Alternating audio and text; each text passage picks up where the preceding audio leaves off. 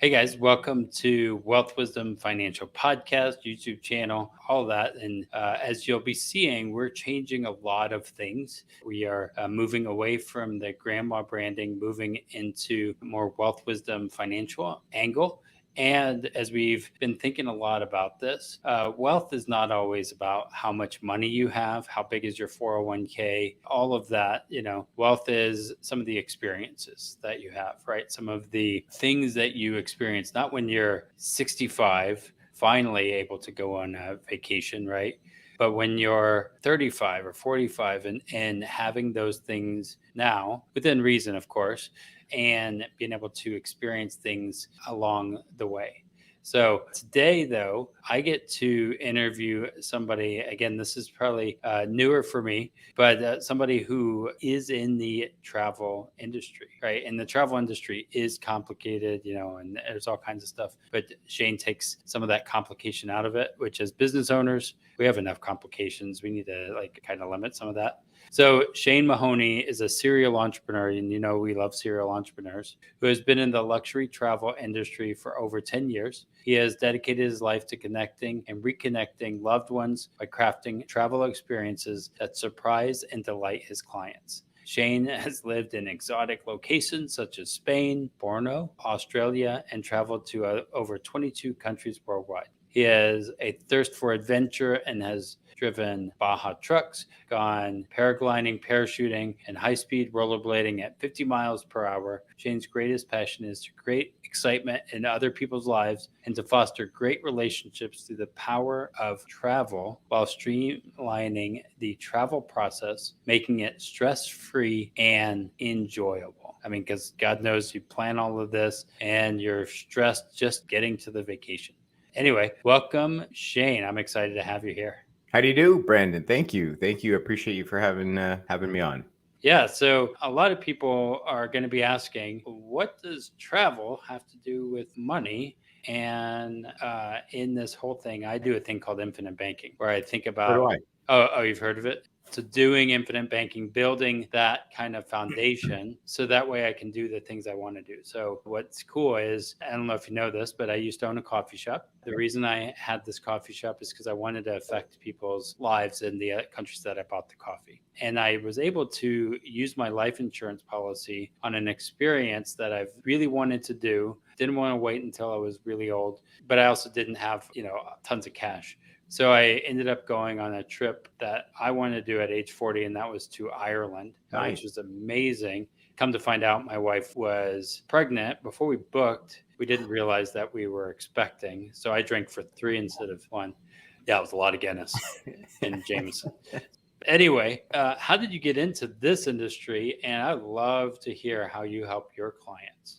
Thanks, Brandon.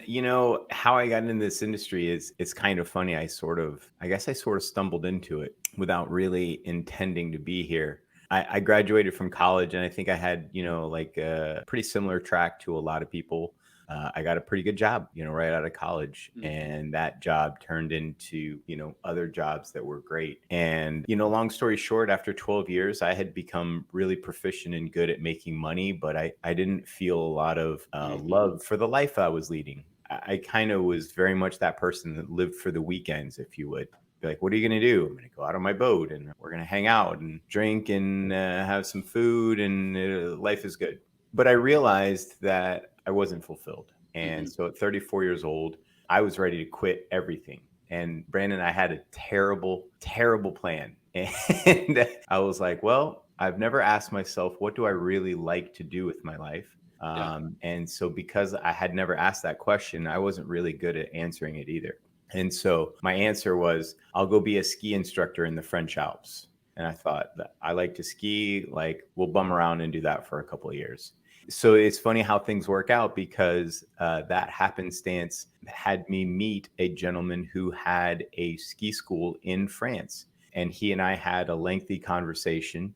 And he was at the end of it, shortcut is he's like, hey, don't be a ski instructor. That's not for you. And and in France, Yeah. it's totally different than the US. In the US, you do obviously have to qualify and be a good skier, but in France, it's really much considered like a career. Yeah. They go to 5-year school for it. And I was 34, so I would have been graduating school at 39 and competing for jobs versus, Yeah. 20, Yeah. 22-year-old. It's not an old man's game. So, but he was very generous and he said, you should consider being a tour operator. And Brandon, I had no idea what a tour operator was. Do you?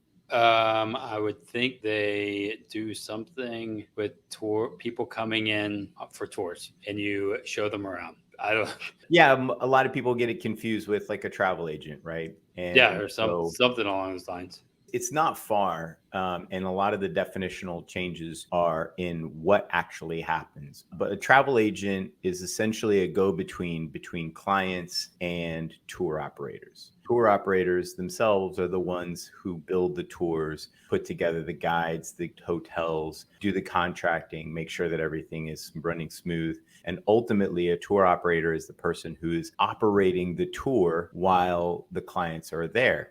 Gotcha. And so we do things a little bit differently. We are a tour operation, but we deal only with clients. So we don't actually sell through travel agents at all. So everyone is really accessible to us. And by doing that, we also can pass on a little bit of a savings to our clients as well, because there's not a middle person that we have to compensate as well. So that's basically where it came in. And at 34 years old, I just basically spent about a month researching the industry and what it looked like. And ultimately, I felt like what I really had was I had an interesting way of growing up. My dad was a roughneck, worked on an exploratory oil ship in the Indian Ocean. That's why I lived in Borneo in Australia. And so I'd kind of seen the world through a lot of different experiences. And I felt like I had something to be able to offer people. And I felt like a lot of my compatriots, a lot of people that I had worked with, took a lot of the same vacations every single year. They went to the same place, they went to the same hotel.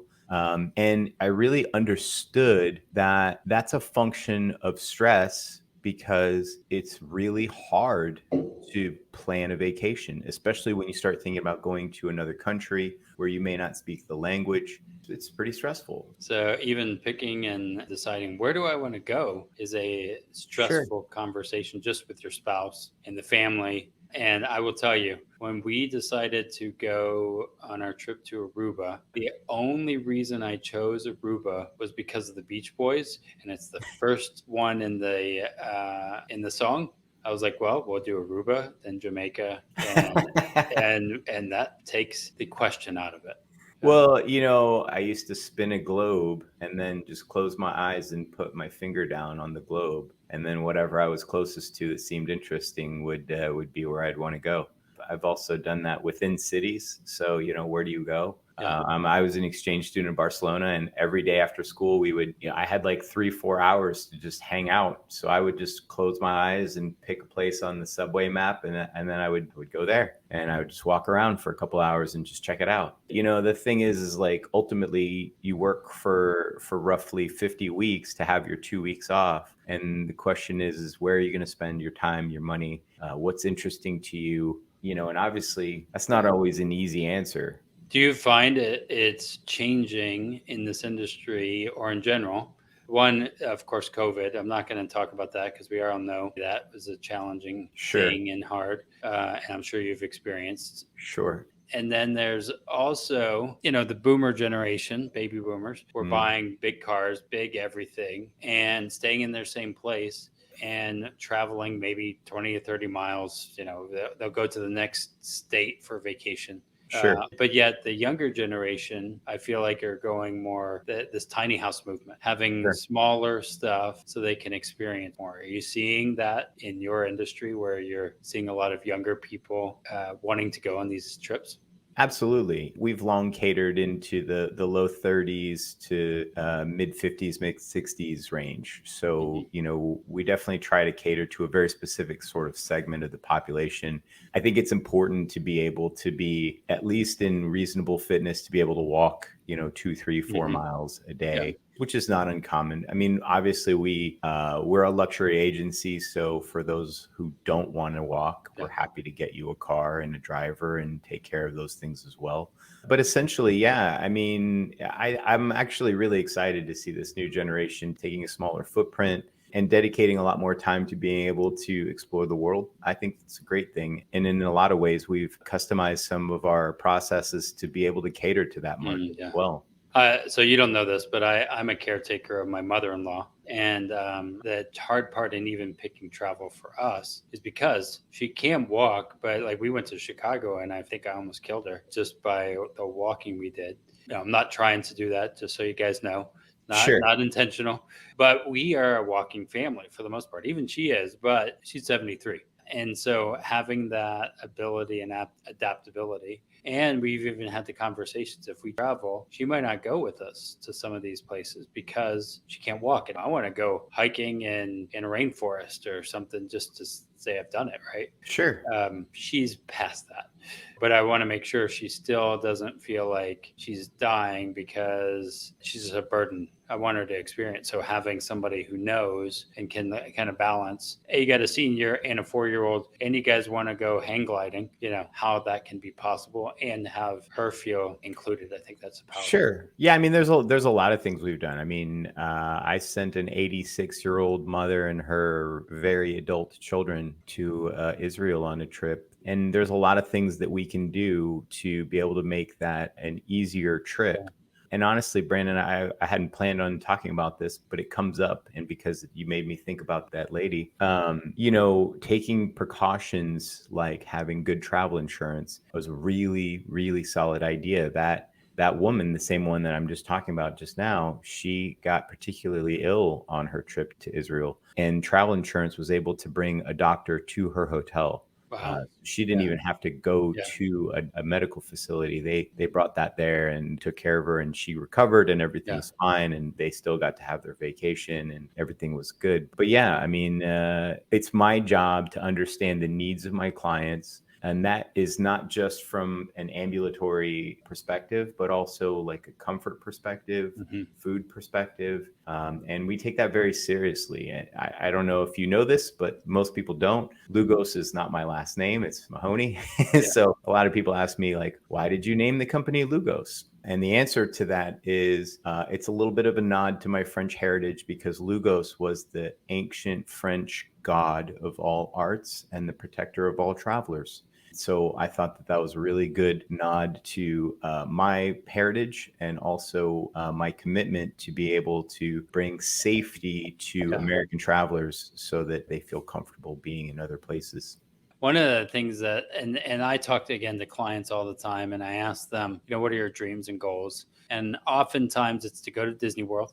Usually that's 5 out of 10 times they're going to say that. And oftentimes they don't even have kind of that goals. They're just kind of like sleepwalking, and then they'll go to a cruise or something because it's all expenses paid, easy to do. Sure. And they eat the same stuff that they would have eaten at home anyway, except it costs more usually. I'm on 4 cruises if I win one, even though I did win 2 cruises, and it didn't happen because of 2020. So I didn't go on the cruise. And then it was going to be redone in 2022. And then that cruise line went under. And I was like, well, that's how I ended up going to Aruba instead. Yeah, that was a really bad thing. That's a bummer. Yeah, I was like, oh, well, I would have done that. So as I think about this, and as you have clients, do they come saying, I don't know what I want to do, just tell me where I should go? Does that happen a lot? I wouldn't say it happens a lot, but generally speaking, people have narrowed it down to 2 or 3 or 4 kind of places that they really want to visit at some point in their life. Yeah. And so for us to be able to have a conversation, it really helps to bring clarity in understanding, well, when do they want to go? Because then obviously one of those places might jump out as particularly good for that particular time of year. Also, how much time do you have to spend on vacation? Because, like one of the things I would recommend anybody to do is to go to the Maldives. It couldn't, if it was any further away, it would actually be closer. So you need 9 days to spend 7 of them there. And so you lose 2 whole days of Just in traveling. Yeah. travel. Is it worth it? Yes. So the question is, do you have enough time? If you only have 7 days, it might be better to go somewhere closer like Costa Rica Yeah. or Peru, something like that. So we try to manage that. And actually, Brandon, I'm pretty excited. It has not hit our website yet, but we're hoping to add within the next couple of weeks a small questionnaire that's going to be able to help people kind of narrow this down. And so we're going to have like a 4 or 5 question little like test, a questionnaire. And based on your answers, we'll be able to narrow down and show you some examples of tours that we think would really would work well with what you're trying to do. And I think that that's going to really help people to kind of see that it's really not important that you pick that your next place is like your forever. It's not a forever decision, right? It's just one other place that you'll be able to go. And I would encourage people to look at it more from the sense of like, just pick somewhere that you think works. It's an iterative process, really. You see what you like, what you didn't like. And then from there, it's something that we can tailor your future vacations more to your likings, your tastes, your energy levels, your speed, your walking, like all these things. Yeah. So you got to start somewhere though. And I would encourage people to start as opposed to not starting. That's a big deal. Well, and even talking to somebody and having that plan, what I always tell people a lot in business and in life, reverse engineer the life you want, whether it's a marriage, whether it's type of person I want to be or type of person I want to build into, such as a child. And oftentimes, if we don't go and experience culture, and I think this is our challenge. Oftentimes we become me-centric and think it's all about me. It's all America's the center of the world, that kind of thing, that we want to realize there's bigger things outside of even our great, huge nation here in America. But one of my goals, and I've shared this many times, is to have my son visit 6 of the 7 continents. And the reason that I have that, one is because he needs to have chaperones to go on these trips with him, which is going to be us, of course. And that also gives me a time constraint. He's 4 years old. I got 12 to 14 years to do a lot of those things. And we've kind of figured out what continents that we want to go to. One of them in a year from now is my wife's 40th birthday. So remember I told you we went to Ireland for mine. But we're like, well, instead of waiting till you're 50 to finally do the big trip, why not start it when I'm 40? And so she wants to go to Japan. Oh, nice. I have no idea why, but we're going to go to Japan, just like I did Ireland. And what I often tell people again is going to other places, experiencing the food and the people, you start realizing it's not about us or the things, it's the experiences. And that's so much more fulfilling to me than a giant house or other things. Yeah, I mean, I relate to that. So we took my son to Italy when he was 4. He went skiing this January in France. Obviously he's going to be able to explore a lot of this. What it is about travel for me is it's really seeing how people are more the same than they are different. And seeing how they're different but the same is kind of the magic of travel for me. And I love the United States and I travel throughout the United States as well. But there's really no substitute for being able to go to other cultures and seeing how they've solved some of the same familial work challenges that we have here. And heads up, by the way, Brandon, we do not currently sell Japan, but we are in the process of adding that. Probably in the next several weeks, we'll be able to sell actually a variety of new countries that I'm pretty excited about. And Japan is one of them. So what our company does is really, we don't just look at like, okay, where's the destination? How do we get the hotel, the guide, and the transportation? That's basic stuff. But then it's what we try to do is we go one level deeper, right? Like what is going to be the experience for the client on the ground? And so I can give you some very specific examples of exactly what I mean by that. We sell Peru. And obviously, if you go to Peru, it's pretty standard to go to Machu Picchu. And Machu Picchu stands roughly 2 miles in elevation. So if you think like people talk about going to Denver, the Mile High City, and it's like this is twice as high. And so like we were able to see that our clients had a significant chance of having altitude sickness if they were not given the right tools. So our company doesn't just get you to Machu Picchu, the guides and all the stuff that would normal happen. We also have personal oxygen bottles waiting for you in your hotel when you get there. So you arrive and then you can just give yourself little shots of oxygen, helps you acclimate a little bit better, helps you understand what you're doing.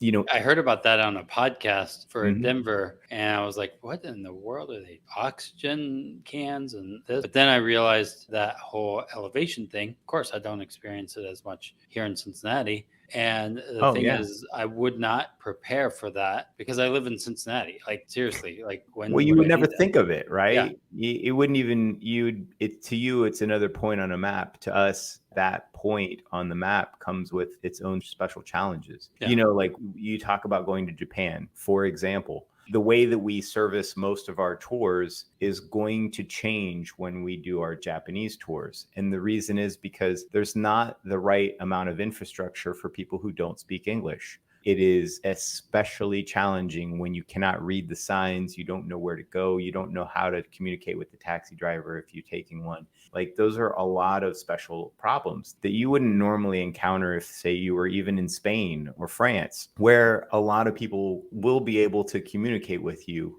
in English or otherwise. And so our tours in Japan come with a tour leader, like a person who's with you all the time, someone to translate everything that you need to do, but also explain what it is that you're seeing and doing. Now, we don't do that anywhere else on the earth. Well, that's not entirely true. We also do that in Iceland, but that's because it's so remote that you actually have to have somebody to take you around. Your driver is your guide and also is there to kind of walk you through the little parts of Iceland that are not Reykjavik, where most people end up vacationing.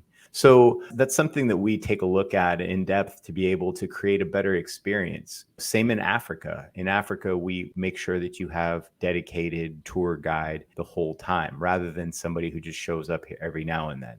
Ultimately, it was a little bit of a departure from our normal tours to be able to do those things. But ultimately, we focus on really one thing only, and that is the experience you have. It's a question of much, much more than just where you go and what you do, but how things unfold and what that's going to look like for the customer. We take that just so seriously. Speaking from some of my experiences and traveling, not traveling a lot, but we had done like a tour guide with a bunch of people. We did that in Ireland with a bunch of people at the beginning, and that was really helpful, and had a guy kind of local explaining the sites. And this last time when we went to Aruba, we did the tour guide bus guy in the beginning because we were wanting to see what he had to share. And that really helped us to see more. And he showed us, hey, this is where I went to school, and all kinds of other things, which is fun to experience it from somebody who's lived on the island their whole life. And to have somebody who speaks the language of the area and can help you see, hey, don't try that food because you'll get food poisoning or whatever. Try this one. This one's amazing. Those are the really, really powerful things. Yeah, I think a lot more people have experience with group guides than private guides. I would let anybody that's listening know we only do private guides. We don't do groups. And really, post-COVID, I think this is the way to travel. I thought so before COVID, but now I'm just even more convinced. Ultimately, there's two really big things that I think come to mind. There's a lot more, but the two really big things are, you said you and your wife went to Ireland. Yeah. And that was so with the group guide, and the other one was the Aruba was private, totally just us. Gotcha. Okay. So let me ask you a question, Brandon. And I've never talked to you about this, so I don't know. On your group tour in Ireland, was there anybody else in the group that was kind of annoying, ran late to things, didn't listen to the norms of practice? Was there anybody? Oh, yeah. I felt like that was going to happen, and I would have rather just had it me and her for sure. So that's the number one thing, right? You and your wife came there to spend special time together, and then you were paired up with somebody you never would have vacationed with under any circumstance. And it's not up to you. And the other thing is, it's the respect of your time and interest. So ultimately, I think we have a precious few amount of days, hours, and minutes to be able to live, but also to be able to enjoy your vacations. And so one of the things that really, really irritated me about group tours was this feeling of being like a cattle, right? Yeah. Like you're on this like slow moving train. And ultimately, a group guide is very regimented. They have to be here at such and such a time. They have to be leaving at such and such a time, et cetera, et cetera. And so ultimately, if you have, waited your 50 weeks to be somewhere, you've spent thousands of dollars to be Yeah. in a museum or somewhere where you really, really are enjoying what you're seeing, and someone else tells you it's time to go, are you getting the value from your money? And I think Yeah. not. But if you have a private guide, then it's really a question of like, well, if you're into something and you really want to deep dive and spend more time or enjoy it, you absolutely can. And nobody's going to tell you to leave. Yeah. But conversely, and I think maybe even as importantly, is if you don't like something, Yeah. you don't have to spend one extra minute looking at that. You Yeah. can literally just move on and make it about what's important to you. And so I really hope that people can marshal, the time and the resources to be able to do a private guide, because Yeah. not only are those two main points, but you're also, again, post-COVID world, you're going to encounter far fewer people, with a private guide than you would with a group. And I think that's just safer. Yep, I think you're absolutely right. And that's what I want you guys to hear. Again, as a financial idea, how does this connect to what we talk about with wealth wisdom? Is, reverse engineering your life, your even experiences. I've had a novelist tell me by reading more novels, you will become more empathetic. And by experiencing other cultures and other people, I bet you would become more empathetic as well, right? Hearing their stories Truly. and being there. So, guys, I just want you to hear why having somebody on travel, why this totally relates to reversing your architecting your life and all of that. I would love, Shane, you to share this website here. This is your site. Point us out some of this. It's So lugostravel.com. we call it the art of what's possible because really there's so much that's possible. And we like to be able to give a little bit of information about that. But if you go back up to the top, actually, where you were and hit destinations, it'll do a Yeah. drop down. Go to Italy, for example. And then if you'll scroll down a little bit, you'll see Tuscany and Florence, hit read more. So this is what I would be able to tell everybody is we've basically taken the process of buying travel and made it very stress-free. So this big yellow box you see to the right here, we're Mhm. actually going to change that from within 24 hours to within 30 minutes. So Wow. we've been refining this process. Anybody who clicks that box will be able to get a custom itinerary proposal good for any dates of the year within 30 minutes of clicking that information. And you can actually customize your tour any which way that you want to in the privacy of your own home without ever having a conversation with us. We've really revamped the entire process of buying travel to make it so stress-free and easy. And the way that we do that is by surfacing each of our tours in really two Mhm. ways. And the first is what we call the essential tour. And the essential tour is essentially what you would need, whether you've never been somewhere or you've been there 5 times. It's the same stuff. So we include private English speaking round trip transportation with standard gratuity included anytime you have your luggage, starting from your front door until you get back to your front door, or anytime it's more than 20 minutes from point to point. We include 4-star and up hotels with a minimum 1 category room upgrade and breakfast included. We include a welcome dinner and a farewell dinner on the Nice. first and last nights. And then we include one privately guided tour in each city you visit. And whenever we do a privately guided tour, we also include skip the line access or early access. So in this Nice. particular case, you could see that you can have a really good tour with just the essential tour package. I would stress that to anybody. While we do offer enhancements and ways to personalize this, the essential tour package is great. And Nice. then the second part of that is the enhancements.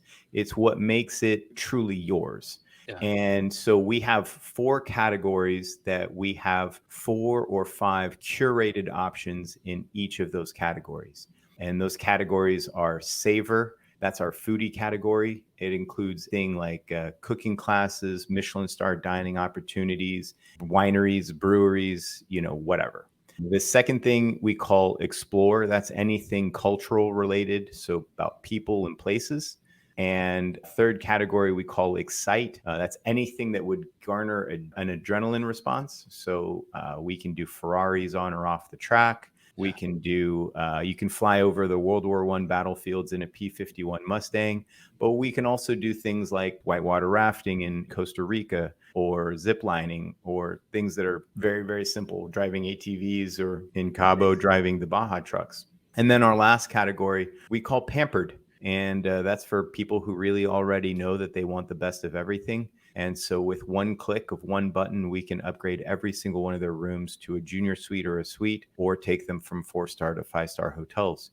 And so what you get is a really, really streamlined and simple itinerary that's good for any dates of the year. And that's the other thing that I would say is, we took a look at basically where people want to go, and we streamlined the entire process so that we could offer a price that was good for the whole year. And I really wanted to do that because it really chapped me how most companies do what I call from pricing. Yep. And so they give you this ridiculously good rate. And then when you look at it and you peel back the onion, you find out that that rate is really only good for like 2 or 3 dates in the middle of February or something, for, let's say, a beach trip. It's like when nobody would want to go, right? Nobody's asking to do that. And then you get to inquire about the dates you really want to go. And then it's like, whoa, well, for those dates, it's this much money. And so I really hated that. And I wanted to make sure that we could make things really streamlined and easy for people. So we did that. And we worked with all of our suppliers down the line to be able to make sure that we could create a uniform pricing product that would allow you to pick whatever dates you want. So if you scroll down a little bit, actually, you'll be able to see a day-by-day description a little bit further, actually. Nice. So you can actually click each of these boxes and see exactly what's included and how it looks like. And yeah, you can just click that and there you go. You see what's included, what's not included, and how it works. I think this is something people who are planners, or if you run a business, this is the thing that my wife's a planner. However, when she's on vacation, she doesn't want to be able to have to plan all the time and figure it out. And it becomes even more stressful. So those planners, this is going to be a vacation, just to not have to plan when they go on vacation, because that's why people don't go on vacation. Well, Brandon, there's a lot of people who like to plan their own trip. I can relate to that because I was that person too. But here's one of the big things that I would really caution people who think that they want to do this, undertaking this process.